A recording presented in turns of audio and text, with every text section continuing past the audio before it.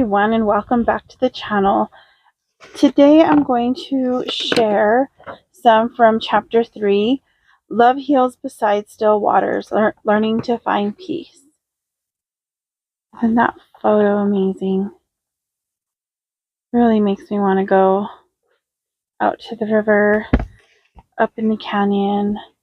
I'm using my other tripod that's clipped to my desk, so I don't know. Let's see if it works because it moves a little bit too much. If I have to, I will switch it over to the other one because I'm going to be moving the book. So let me just switch it over right away. All right, I'm back. So let's see. I'll read the poem that she puts. Usually at the beginning of each chapter, she has a poem right here. So go ahead and read that. It's called Steel Mountain Lake. Her silky water reflects landscape in watercolor perfection. Clouds sail past like four-mast ships on her canvas. Wind becomes incarnate, rippling her surface. The thimbleweed and delphinium share the shoreline, where we come to her curved borders to quench longing. The faithful pine and aspen suitors watch over her. We are parched for her life-giving water, formed in the mystery of mountains and carried down canyon aisles. Mica adorns her with hints of jade that add to her calm majesty. Silt and mud sink at her feet in quiet repose. The glacial journey long ago laid to rest. She laughs as rainbow trout swim in her belly, hungry for the next hatch of flies she offers with grace. Breathing in thin air makes you dizzy with dreams. In her deep black eyes, you look perfectly young again and know this is why you come to her still waters. When I read the title to the chapter, Love Heals Beside Still Waters, Psalm 23 came to mind. And one year, not sure when it was, I should have pulled out that journal today, but that was my scripture for the year. I don't remember what the word was that I was focused on that year. It may have been peace. I'm not sure. But let me go ahead and read some of the stuff that I've highlighted. So the first sentence, it really stood out to me because it is true for me, and I'm sure many others feel the same way. When the events of our lives get us stirred up, the waters get muddy. All the silt and dirt of anxiety swirls around, and we can't see clearly. And that's exactly what happens when anxiety runs high for me. It's like everything in front of me is just hazy. I can't see what's going on. I can't find, my way through the maze of chaos because everything's just moving so fast. And usually it's just moving fast in my mind because it's the worry and the stress of whatever's happening in front of me or around me, or something that happened a year ago or 3 or 5, 10 years ago, or something that may or may not happen in the future. And, on the 29th, I have a procedure that I need to do. And when I first found out that I had to go get this done, I went through every type of emotion you could imagine, from fear to just, I don't know, like a deep sadness and grief about it. Also, just anger, like, why do I have to deal with one more thing? And I know that God has me. I know that He's going to be with me while I go through this, and He brings healing. But still, I had this, like, how do I deal with this? How do I make it through this? And so, it's been on my mind, and I keep thinking it's this coming Tuesday. Every Tuesday, I'm like, it's that Tuesday, it's this Tuesday. But it's not. It's not until the 29th. But still, it's one of those things that has clouded some of the other things that I've been trying to do. I've been trying to, work on getting back to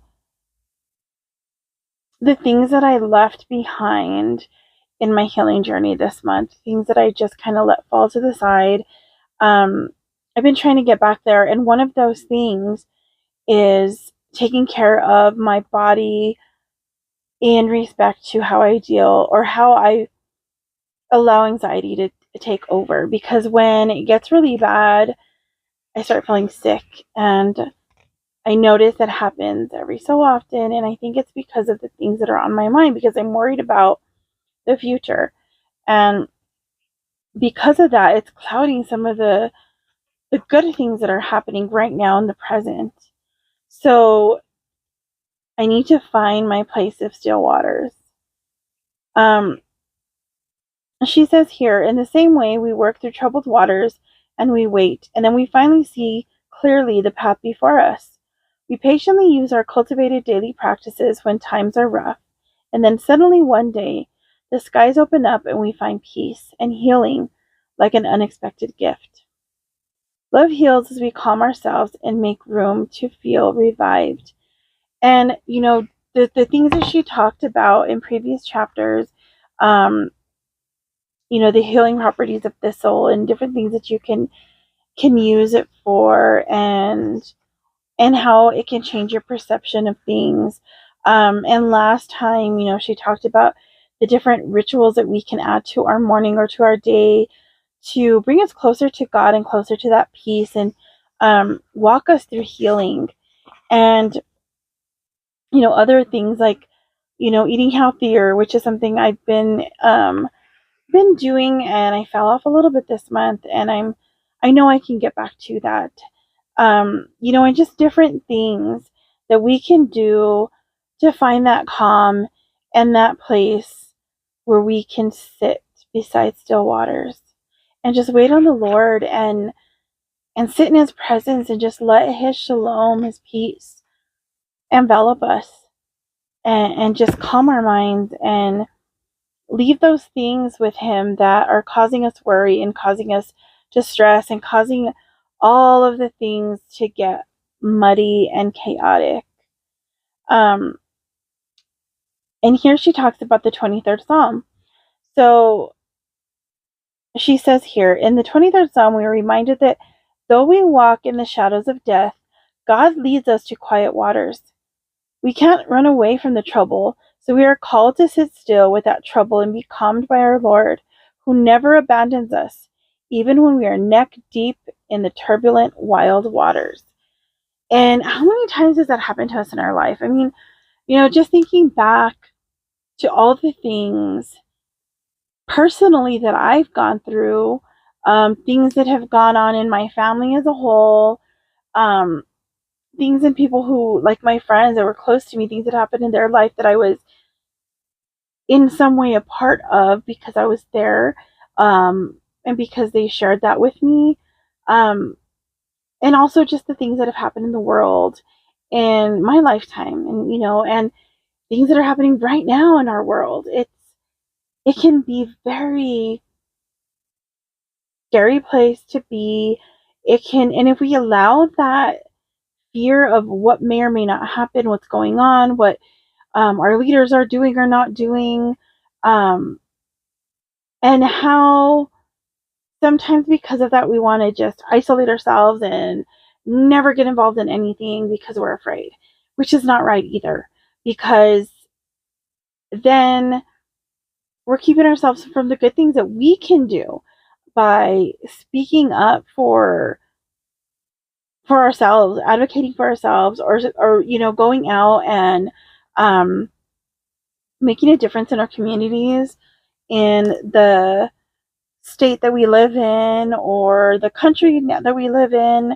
If we were just able to sit with the Lord, give it all to him, and then do our part, whatever that is. What I see happening a lot just in life in general, whether it be about politics, about world events, about religion, about even personal decisions that people make, it's complaining and complaining about whatever. And I don't know if that comes with like getting older or something, because it seems like life does get harder as we get older in a lot of ways. And I know that especially when we deal with chronic illness or mental health issues and things like that, it can be really hard to face daily things, right? But when we sit with complaining and looking at the darkest parts of everything and overthinking like I do, we miss out on those great moments by the healing and quiet still waters, because that's where we need to be. That's where we need to sit and just let things be. And one thing that my therapist talks about is being able to feel things. Like I'm the type of person that I want to know why. I want to know why. I want to know why everything. Why is this? Why that? Why me? Why do I have to deal with this? Where did this come from? When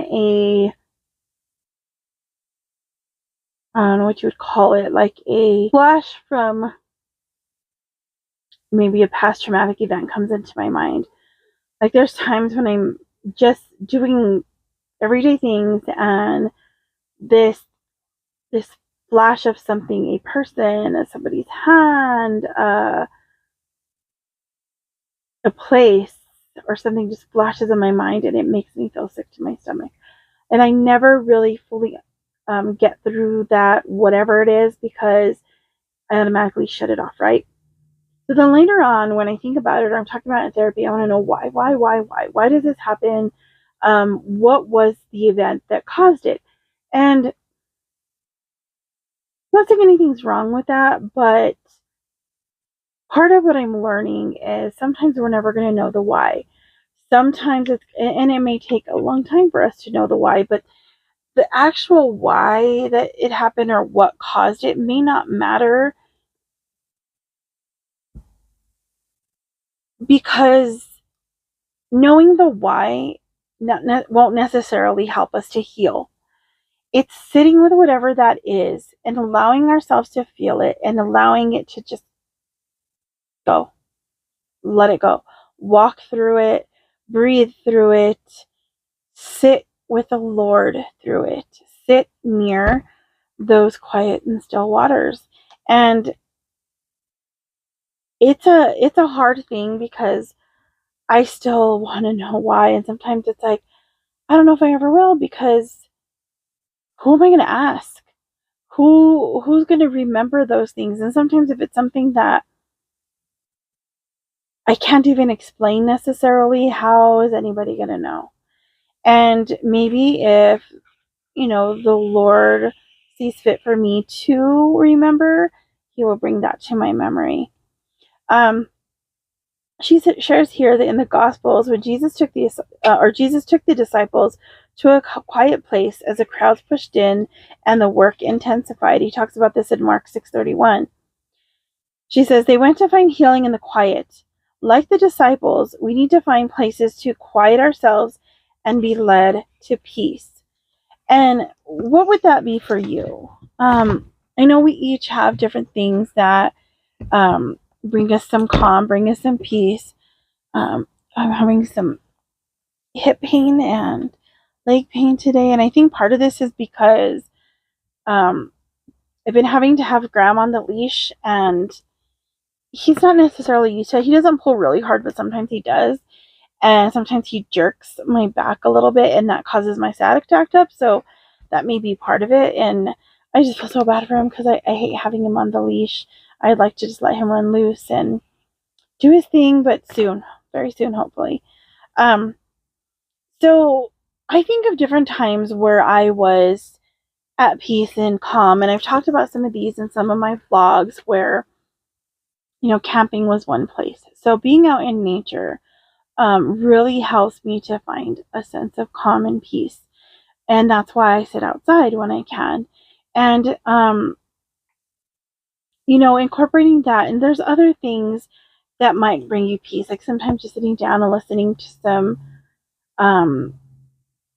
music that just relaxes you, you know, like some of the jazz music or lo-fi or something like that may help just to still your mind. And journaling is another thing that helps me with that. Um, she says to go find a green pasture, sit on a pew, stretch out on an exercise mat, soak in a tub, go anywhere that is your quiet space so you can get still enough to hear the voice of God again. And you know, and when she talked about sitting in a pew, it brought back this memory of growing up. For most of my, well, for all my childhood, my teen years, into my 20s, and I'm not sure when they switched buildings where they got together for the church. But the one that stands out to me the most is the one that we used to get together on Hot Springs Boulevard. It was this little building, an old adobe like building, um, with these windows all along the side of the walls. In the front were two classrooms, the baptismal place, and then, you know, the podium. And behind the pews was another classroom. I believe there was an office in there, and then the nursery, and, you know, way in the back, as you know, the doors where you walk in through, there was bathrooms, and then a little area where they had, you know, the bulletins, things like that they gave out. And when she said sit in a pew, I miss sitting there on those hard wooden pews, and when the light would just come in through the window in the morning, it would just had this sense of peace as we sang praises and worshiped the Lord and sat in prayer and listened to someone share the word. I loved that. I miss that building. The building that they're in now on Mountain View Drive, it's more like a big, like, portable looking building, like those what are they called? The metal type building with no windows. The only windows there are the doors that you walk in through. But when you get into the sanctuary part of it all, there's no windows, and it doesn't feel the same. It's really a beautiful building, and it's really nice, and it has served the community there well. But I just really miss that old building, and I think part of it's just because that's where I grew up. That's where, you know, I had all the memories of going to classes where I was baptized. My husband was baptized there a little after we got married. You know, there's just so many great memories there. I helped with VBS there. I went to VBS there, and, you know, it's just wonderful, and it's a place of peace. The building is still up. They have taken down the fellowship hall. I don't know who bought it, but it hasn't been turned into anything. I don't know if they're ever going to do anything with that, but it's just a great memory to have. And I wish I had some photos if I ever find any. I know that at the building they are at now, there's some old pic photos in the back on the wall. And one of these days, if I can go and visit again, I will take some photos of the photos and share that with you guys. Now, share some of your places in the comments below. Where do you find peace? I know for me, definitely, like I've said before, it's being out in nature. And I think I find the most peace up in the mountains by the water. I always think of when I need somewhere to go, I just want to be by a river and just listen to the water. And it just brings a sense of calm, or when it's raining. Now, one of the things that she says here is living in peace is critical to recovering from trauma, and it keeps us close to the heart of faith. So it's something we need to practice, something we need to incorporate into our lives. So, like she shared before, some of the things that she does. So it's about practicing those things every day, baby steps, you know, and it's, you know, waking up, praying. Like for me, I'm doing morning pages, having coffee. She does her exercise. She's walking. sitting outside for me, talking to my dad on the phone, having conversations with my husband, enjoying time with the dogs outside and the cats, and just those types of things. And then, of course, my coffee and walking and things like that. And in those times, even when we don't feel like it, we need to do that, especially those times, because those are the times we need it the most. The times when we're feeling, I don't want to do this. Those are the times we need to really get out and do something to bring us that peace. In the midst of a world filled with stress, it's critical to search for peace to quiet our souls. We can respond to stress by finding our quiet times where we feel found, not lost. Moments of peace can be fleeting and far between, but they are a healing balm for a troubled heart. In such moments, all we can do is give thanks that the Holy Spirit leads us still to calming and peaceful waters.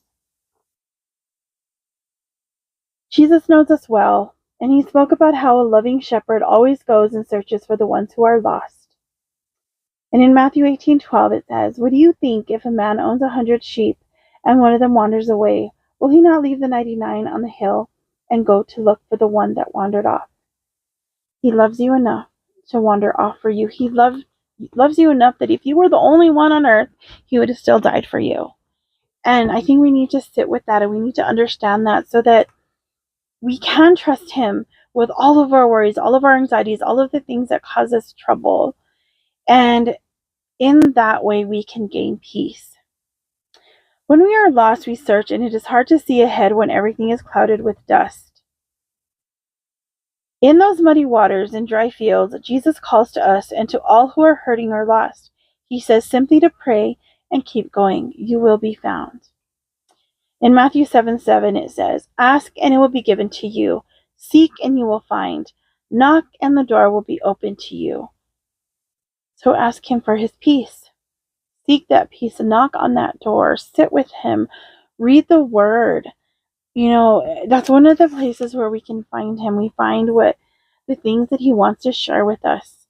There are so many times that we can look through scripture and even in our own lives where we see where we were having trouble, when we were feeling just out of control and everything was chaotic and everything was muddy.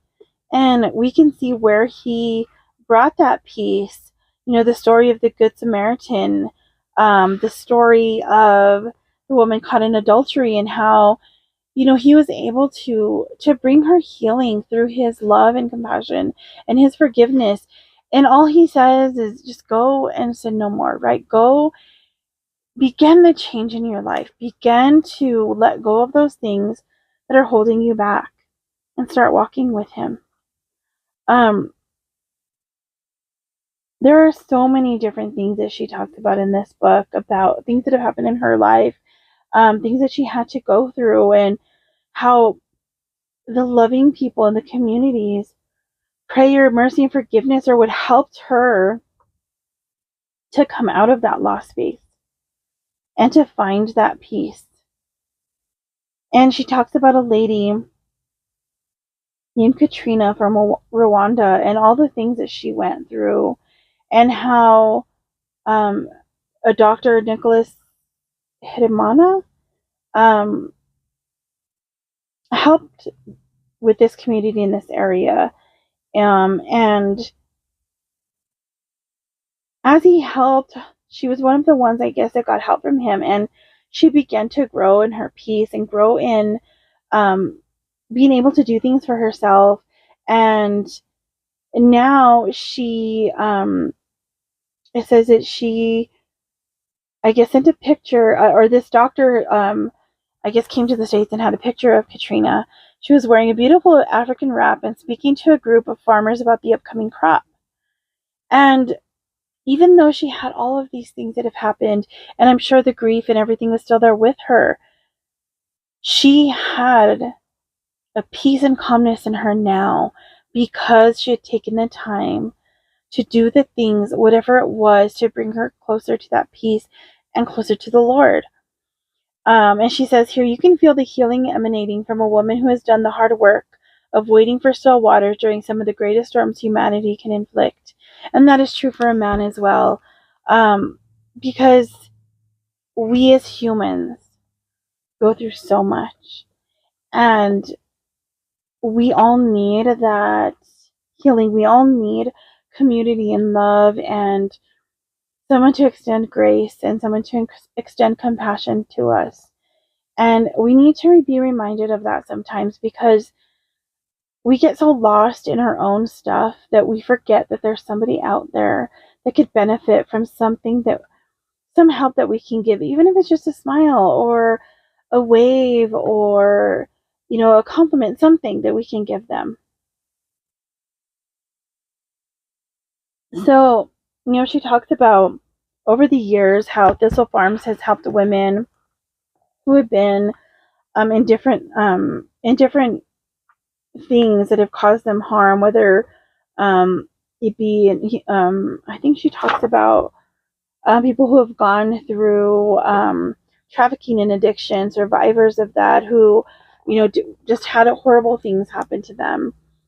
And these are the places that have helped them. And she says even, in order to help people, it could be simple things as like offering a bag of chips to someone who's hungry, visiting a prison, doing things for people, just talking to somebody out in the streets. One thing she shares here is, I have learned the truth that without one another we are all lost. Together as grateful, found sheep in Jesus' flock, we become a powerful and healing fold. And she talks here about contemplative prayer. It says like 20 minutes of prayer with a single word or phrase that keeps you calm and focused. You can use a Bible verse, a single word, or even a phrase like, God, you are so good to me. And just sit with that and sit in his presence and just pray in silence. Here are some other still water habits that you can cultivate throughout the day that, that can help you find that space. And here again, she talks about reading and meditating on God's holy word, carving out some time alone, whether that be in the bathtub, the car, in the woods, wherever you find peace. Reflecting on how grateful you are for the small things, taking a bit of time away for renewal, spending time in worship, in a worship setting that calms your spirit, journaling even just a few sentences a day for reflection, sharing an inspired thought with someone to help them when they are feeling lost. Through habits, faith, and prayer, it is possible for all of us to find water still enough to help us remember with gratitude all the healing we have known, no matter how lost we have been. And when we find those spaces of calm and peace and are able to just sit still in his presence, that's when we can feel the deepest calm and the most wondrous peace. And she says here, in those spaces, we can sing the words of amazing grace. We can breathe in the spirit of peace, and we can feel revived. That is the gift of still waters on the healing journey. She shares here Psalm 131, 1 through 2. My heart is not proud, Lord. My eyes are not haughty. I do not concern myself with great matters, or things too wonderful for me. But I have calmed and quieted myself. I am like a weaned child with its mother. Like a weaned child, I am content. And that is the end of chapter 3. I hope that these chapters have blessed you in some way, and that you're able to incorporate some of the things that she shares to bring about healing into your lives. If there's some of these things that you already do or are thinking about incorporating into your life now, share those in the comments below. Give us some ideas of things that you do, things that maybe you have tried, or something that someone close to you has tried and you think it would be well worth trying. Share some of your favorite scriptures below that give you calm and hope and bring you to that place of peace in the Lord. If you have any prayer requests, share them in the comments below. I'd love to hear from you guys. Thank you for joining me, and I'll see you in the next one. God bless you. Bye.